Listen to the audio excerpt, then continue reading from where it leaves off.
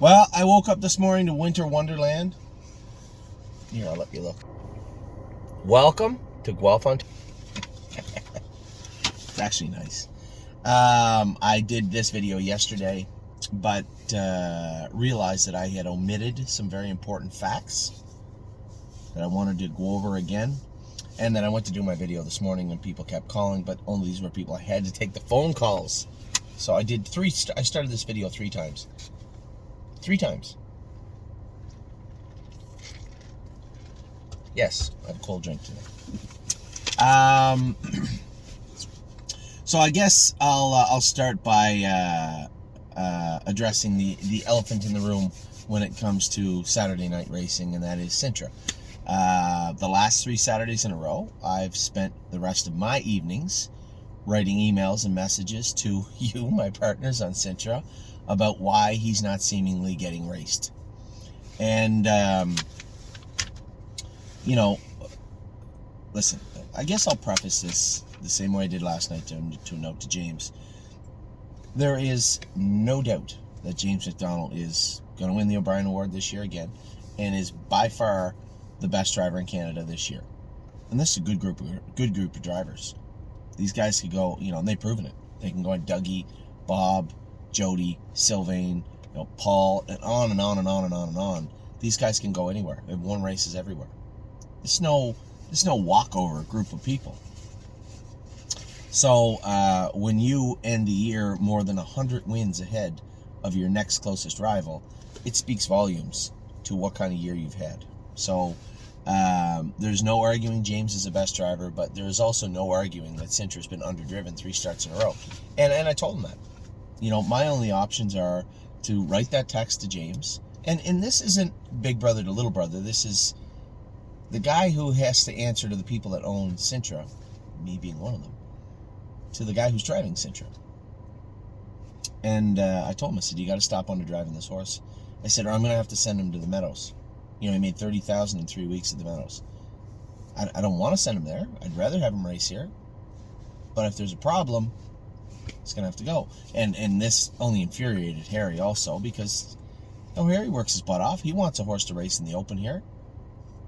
Well, no free lunch race last night. He might have 2. That's the position we're in with Cintra. So it was an easy conversation. James is a professional too. He said, yeah, you're right. And I know where he's coming from. He just wanted to follow Trevor last night. Trevor's 8-5. Looks like he probably is still one of the best horses in the race. But he can't get away 11 lengths back at the quarter pole behind, or whatever he was, behind Wheels on Fire, getting away on the front when he went in 49 2 weeks ago. Can't do that. The week before, again, although it turned out to be a horrifically conservative drive, because he didn't get out, I also thought, knowing that these massive gaping holes just open up at Mohawk all the way down the lane, I just assumed that he'd get through. So did he. Didn't work that way. Trevor didn't let him through. And the week before, that was on him. That's the way it is. Anyway, the conversation had been had, and I said, listen, he's 9, so I'll make it as clear as I can. Every race is one less race he has in the rest of his life. He's 9, turning 10. He's not going to go forever. And now we've raced 3 starts that are off the board. Race the horse. So, when I started the conversation, I thought there was a chance he might just go to the Meadows. And make no mistake, if they think for a second they're going to put no free lunch up in the Open, the second they do that, one of them is gone. And it'll likely be Cintra. At least until something gives. Because it's awesome. Harry Polton's done such a great job that he now has a pacer in the Open, a trotter in the Open, potentially another pacer in the Open, and then we have White Tiger, who they like to feed to the Open now and again. If he goes out and wins a couple of races again, now that he's down a bit, he'll also be in the Open. Actually, now that I say that, Cintra's supposed to drop down, although I suggest they'll probably find a way to put him back in the Open. Which only got me to thinking, again, I was glad the conversation didn't turn to 2 brothers fighting, because I wasn't angry. I was upset with the situation, but I wasn't angry at James. That's not true. I was angry at James at that moment, but overall not. And obviously when that's all said and done, clear the air, it's done. you get to thinking of the week we had. As I said, I forgot to talk about Patrick De Perona in the earlier video. He was racing yesterday. The horse raced great, off about 3 weeks. I think had he been racing every week and Brett knew him a little better and he slides him second over, who knows what happens after that. He was coming to them at the wire. That was a vicious last half. Now, he's going to fit in nice in Dayton. So again, here's Stacy with Good As Him, who looked like the horse we purchased, right? Racing on that half-mile track at Saratoga, if you're not a half-mile track horse, maybe not the greatest thing. I thought he was a half-mile track horse until I saw him operate yesterday. That's a good spot for that horse, and I think you're going to see him come on. That's no joke. The horse that beat him, Shadrack Hanover, that horse was racing the Open at in Indiana. I know this because our other horse, who I also forgot about, is turned out he's got to come in and start jogging this week. We got to bring those 3 horses back from Illinois. Per Lucky. Gave him a month off. So I want to talk about Patrick. I thought that I would redo the video and speak about Sintra to save me getting another barrage of emails throughout the week. It doesn't go unnoticed, and it didn't go unsaid this week. And it's like anything else. Team meeting. Hey, push. And I think we're all on the same page now. I know Harry's blood pressure around 11:30 last night was high because he was involved in the conversation, and I made it clear that, if you're not going to race him here, I'll send him to the Meadows. So it is worth noting, though, as No Free Lunch gets closer to, he's racing against Mappos Lion also, right? That's who ended up racing in the Open last night with Sintra. So as he gets closer to that knock on the door to get raced in the Open, we can move the horses around a little bit. And, I know Harry doesn't want to lose Sintra. He wants a horse to stay right here, and I want him to stay here. But at the same token, we have a spot he can race. And he gets around a half good. He can go to Northfield. He can go to the Meadows and then come back. No Free Lunch, not quite as handy on a 5/8 and not really at all on a half. And he's a little trickier. He's not Sintra. He's a horse that Harry Bolton knows him inside and out better than anybody else on planet Earth. That's a horse that, really, really coming into his own. But that's a horse that, if they ride him up into the Open one night, then Sintra can go somewhere else and play for a week or two. So that's that. It's said, it's talked about, not the end of the world. It's a good, when you're a little upset after your horse races in the Open because he didn't get a chance to win the race, we still got a horse to race in the Open that could have won the race. Not just this week, but last week and the week before. I can make an argument for Dougie's horse was amazing last night, and the race was, I don't know if it could have worked out well for us. He would have had to get away in front of Trevor, knowing that he could have had to be first over again. I don't think he would have done that. So, although last night, you see him charging on the end, you're like, oh, here we go again. Last night was a little different, but definitely the 2 weeks before, I think he was a winner if he had to get out. So, that's done, talked about. Super happy with Patrick De Perona, the way he raced. Super happy with Good As Him. For a horse, I've seen as much of Good As Him as you have. I've never laid eyes on the horse. Not once in my life. Maybe at the sale last year, where we bought Kings County, Good As Him was in that sale as a stud. Now he's a gelding. Very happy with what I saw yesterday from Good As Him.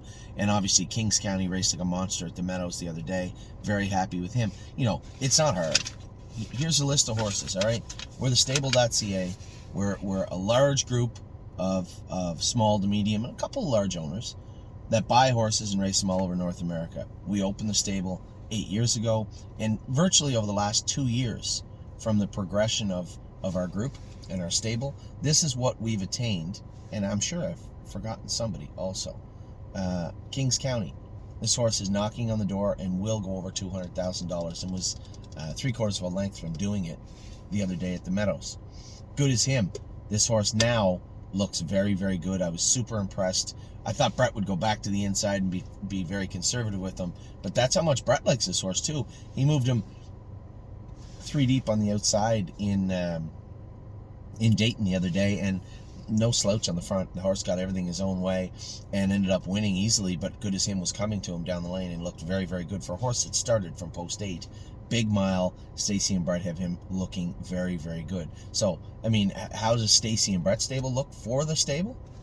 Kings County, one of the best horses in Ohio. Patrick the Prana, soon to be, I believe, one of the best horses in Ohio. Good as Him, who continues to look very, very good in both starts they've raced him. And even Walk on the Moon looked good for Lauren the other day. And as somebody said, can Lauren just go drive him full time? Well, no. One, she's 3.5 hours from Walk on the Moon. And two, more importantly, those are amateur races also, and amateur horses. If we could get him in there every week, he'd look great every week. But it's not an option all the time. So we will race him in the amateurs when we can. Hopefully Lauren and him can be reunited often. It would be very helpful for us if that was the case.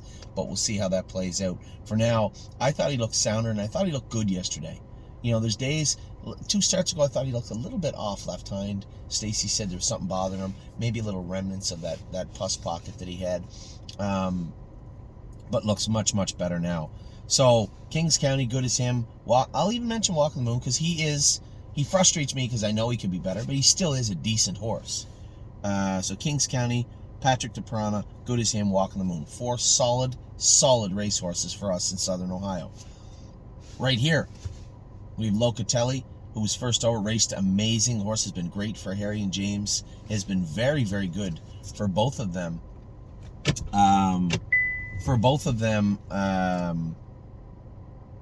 The last 4 or 5 starts, he's just been vicious good.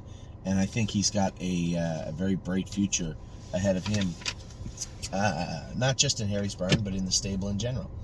Let's see if we can get out of the sun here. It's better. White Tiger, again, not super consistent, and has been flat out terrible when I drove him, but and not that he was terrible, just either I didn't get along with him, he didn't race good, he made a break the other day, and as I said when I left the other day, I don't think there'll be any need for Anthony McDonald to drive White Tiger any longer. There's no trickiness to him anymore. That break the other day, I don't know. Was he slipping? Was there something bothering him? I'm not sure. I don't think it was anything super serious, and I think James would be just fine with the horse next week when he races him. If he can't, then Sylvain can or Dougie can. There's no need for Anthony to drive White Tiger any longer. So, bouncing around a little bit. But this is supposed to be a list of horses we have right now or had. Kings County, good as him. Even Walk on the Moon, and Patrick the Prana. Right? Now, LD's Patrick hasn't come back to himself, but he's very, very close. One little turn of the key, wherever that key is, and the horse will be coming back. He already tried at 55 2 starts ago, so it's not like there's no speed there.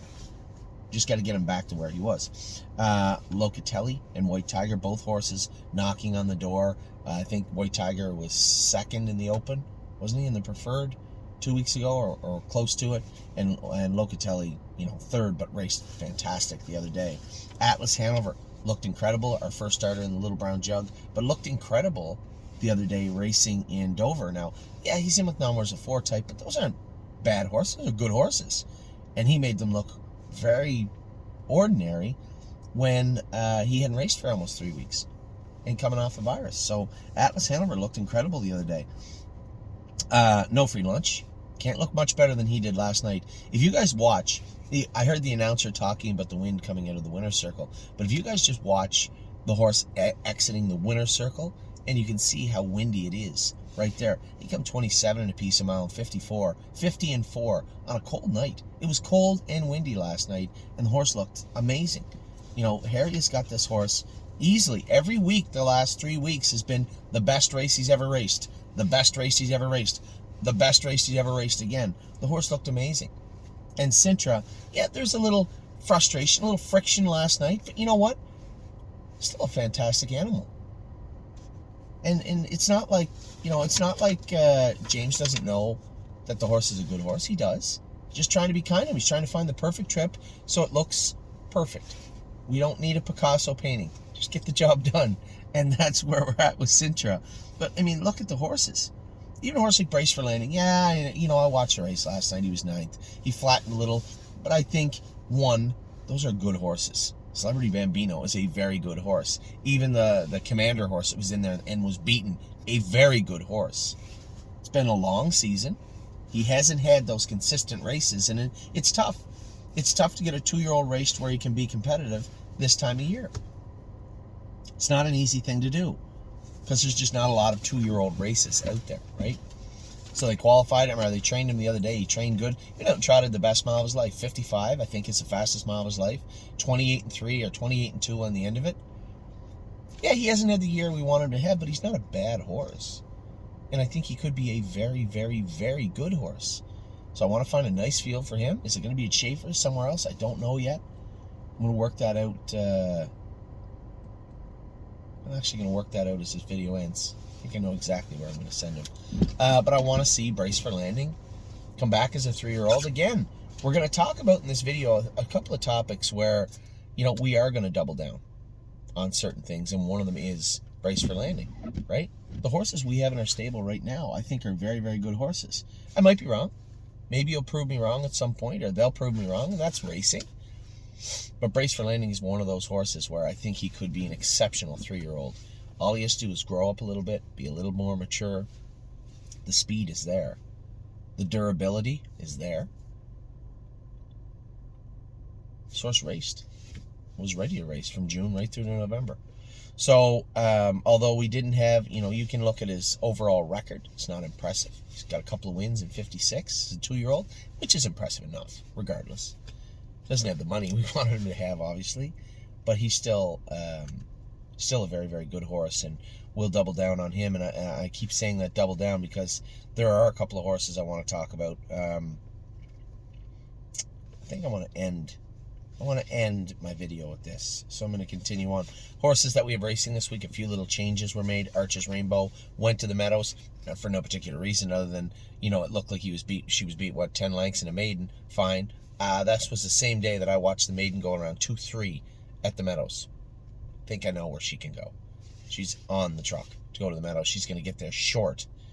By short, I mean close to the race, but with all the trouble in the Buffalo area with the winter, they can't get through there, and they're not going that way. They would rather wait it out. Doyle would rather wait it out than go down to Windsor and all the way around. So they just wait. I said, all right, it's no problem.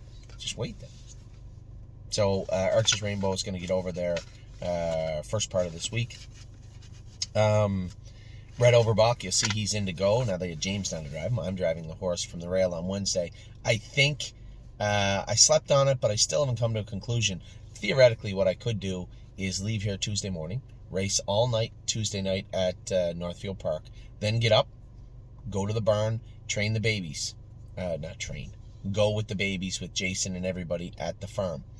Then get in my car at 11, no later than 11 a.m., and drive over to the Meadows, race Arches Rainbow, and I see there's like 8 drivers missing.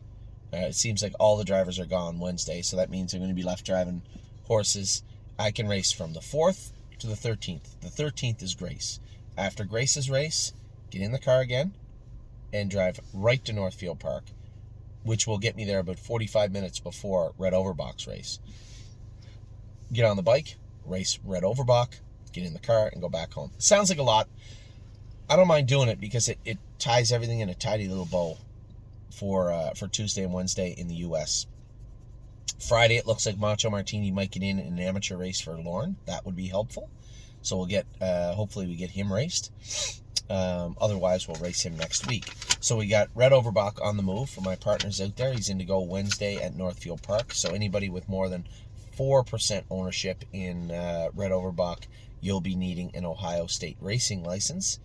Arches Rainbow is in to go at the Meadows for my partners again. Anybody with more than 4% will need a PA ownership license. A lot of other things going on this week. Stay Close is getting very, very close to racing. He'll qualify next week. So will Cake. Unbeatable Kemp will qualify next week. Absolute Euphoria, School Good. First time on the gate. She put her nose right on the gate. Made a little break in the first turn, but I think that splint bothers her still a little bit. On the right line, just a hair, but we had nothing on her. She used to wear a roller burr and a Murphy. Took all that stuff off her. I think we'll just go back to a Murphy blind on the inside of Absolute Euphoria, and she'll qualify just fine. James said he was very impressed with her training 2 weeks ago, and Phil said she had lots of go the other day in her schooler. So good for her. We'll get her going very, very soon. We have the sale again. I've talked about it. We talk about doubling down. I'm going to end this week's opening with a couple of mentions. Doubling down on the way We've been racing horses all year. Now, I'm sure I'm going to have some messages from people saying, what is our reserve on Would It Be Nice, which is 0, and what is our reserve on Handsome Face?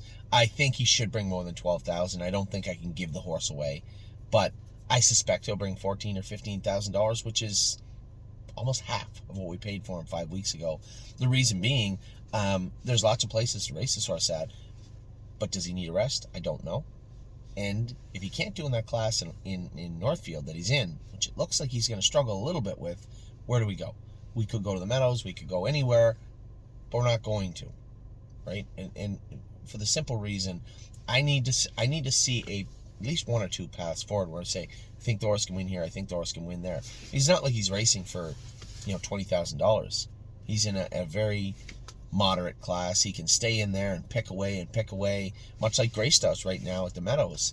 But had I felt that he had a brush forward, now we had a hood and earplugs and a snake cord on him. If I took all that off, would he be a little bit better? Maybe, I suppose would have been. I just needed to see more from this horse, and I hadn't seen it. So when I talk about in the theme of doubling down, we're going to double down on the model we've created and the way that we've been operating and doing business in 2022, because it's done very well. And sometimes we are going to have to bite our lip when it comes to a horse like a Fancy Face or a Handsome Face. We're going to have to bite our lip once in a while. But that's the way it goes. In our pursuit of horses like at least Patrick was for us at the spring of this year, in the pursuit of horses like that, we are going to find horses like a Handsome Face that just aren't doing what we need them to do right away. And we have to be prepared to act on that. And I think that's exactly what we are going to do. So in the sale on Monday, we likely will see a Handsome Face leave. We'll likely see, we will see Wouldn't It Be Nice leave. She just turned out she wasn't good enough. Listen, if we buy 60 babies, we have 64 this year, we all know some of them aren't going to be good enough. They aren't going to be talented enough. It's the way it is. Bring 60 kids out to play football. There's going to be some of them that aren't good enough. Hockey, baseball, doesn't matter. And that's what we're going to stick to. So as I said, in the spirit of doubling down, I'm going to double down on the model that we've built, the model that we've followed this year, and those two horses will be leaving. And my final topic of the day is going to be, again, doubling down. We have a number of people, not a number, 2 parties right now that are looking to buy Will to Win Hanover. We bought her back out of the sale, the preferred online sale 2 weeks ago. We bought her back. We do have some interested parties. Now, here's my take on it. It doesn't mean that it's right. And this is important, so pay attention. The only information I have to go on is one, well-bred filly. Here's a filly that has a full brother that's made $2.3 million and was a world champion. I don't know how many wins he has, but he was favorite in the Hambletonian the year he raced in it. And obviously he made $2.3 million, so he's won plenty of races. His name was Crystal Fashion. In the second name, you have another millionaire in Lolique, and you have $345,000 winner, Farmer Jones. Now that line breaks off too. You see Farmer Jones, and not as much this year, but in the previous 4, 5, 6 years, you've seen them all over the place. It's a good line of horses, right? So when you look at the sale catalog for Will to Win Hanover, it would be Will to Win Hanover, first dam, first foal, theoretically, if you're selling the foal, whatever it's by. We'll get to that. Will to Win Hanover. Second dam is Will to Win Hanover's mother, who had Crystal Fashion. Now, the other ones in the family weren't great, but Crystal Fashion is in there. So you have $2.3 million world champion, mark of 150, blah, blah, blah, blah, blah. The page goes on and on and on. Drop down to the third dam, which is the dam of Lolique and Farmer Jones. Again, millionaire in the third dam, $345,000 winner there. Pretty strong family. Now, she's a Cantab Hall filly who's a giant. She's a very, very big, very strong filly, and she is going to look gorgeous as an older horse. Now, I've had people tell me that, I've talked to a couple of people that I call friends, very smart people, that say, hey, I would rather breed the mare in Ontario and sell the foals here as a breeder. Super. We're not breeding horses to sell them. I've told everybody. Now, I need everybody to be very, very clear. I'm going to be as upfront, clear, and concise as I can be. We are not breeding the mare to keep the foals to sell them. That is a non-starter. It is not going to happen. So I want everybody to understand that before we start down this road. That's what's going to happen. Just so we're clear. There will be people that could say, well, I want to put the mare in foal to whoever the hottest sire is, whether it be in Indiana or New York or New Jersey or Kentucky or here in Ontario, and sell the yearlings. Super. Outside my purview. All I can go by is the information I have in front of me. There was one Cantab Hall filly, 3-year-old filly, in foal to Walner in the sale. One. Pedigree was strong. She was Spider Blue Chip's immediate family. Strong pedigree, top to bottom. Not so different. The actual names of the horses in the line, totally different. But the way it looks from the outside, not totally different. She went for a lot of money. A lot of money at the sale. So, this may be a situation, as I said to one of my friends the other day, this may be a situation where it's a Titanic. Well, I could be wrong, and we could get her in foal to Walner. I have secured a breeding to Walner. She will be bred to Walner if we keep her, and she will be sold in the Harrisburg sale 2023. All three of the things I just stated are absolutely going to happen if she stays with the stable.ca. And that again, is not up for discussion. So, that's the plan for Will to Win Hanover, right? It's impossible to extrapolate what will happen next year looking at this year. That is a fool's errand. But that's all the information I have to go on. She's a well-bred Cantab Hall filly. She's big, she's strong, she's beautiful. She's going to be in foal to Walner. She's going to be in the sale next year in Harrisburg. Now, if we sell her before then, so be it. But that is the plan for Will to Win Hanover. And there is no guarantees. There is no safety net. We will have to pay the stud fee on Walner, which is going to be probably upwards of $45,000 or $50,000 US. But my belief is that will pay dividends next season at the Harrisburg sale. I could be wrong. I'm wrong all the time. But this is the path we are going to follow. So I wanted to state this because I guess the biggest thing is I figured it out. I talked it through with Steve and a couple other people the other day. There's no reason to continue to race Will to Win Hanover. I went behind the gate at 20-1 the other day, and that's the class she belongs in. I'm not going to ship her to another track to be 6-1 or 7-1. This is where she's racing. This is where we're going to race her. So Will to Win Hanover's done racing. I'm going to pull the harness off her. I'm going to make her fat and shiny and happy and get her in foal to Walner. Send her down to a farm in Kentucky. The ones that come to mind, I haven't talked to any yet, but the ones that come to mind would be Hunterton or Crawford has a farm in Kentucky. Both places prep horses unbelievably good. And for the most part, all those farms down there do. But I want to make it very public. She's for sale. We are planning to move her. We kept her for a reason. We bred her to Walner for a reason. And that's where she's going. So that statement was meant as much for the people that are planning to email me saying, I think we should keep the babies. We aren't. I think we should breed her here, there, somewhere else. Hi, Addie Bear. Hi. How was dance? Good. Do you want to come in and do a video with me? No, you're busy? Yeah, I'm cold. Oh, you're cold, so you can't come in the warm car. I see. Okay, bye-bye. Where was I? Right. So that's it with Will to Win Hanover. She's all done. She is going to be in foal if we keep her. She is going to be bred to Walner, sent to Kentucky, and sold in Harrisburg next year. So with that, I'm going to let everybody go. It's hard to believe, as I said, we've acquired these horses. Even Red Overbach, who had a good year. I'm not even talking about, we're not even talking about Resolute Bay, right? And he should be on this list too. Resolute Bay, Renegade Gypsy, Red Overbach, quality animals, our 2-year-olds that we have coming back. Think of all the stuff we've done in the last 2 years. And I say it all the time. I couldn't possibly have done it without you and the help of our clients.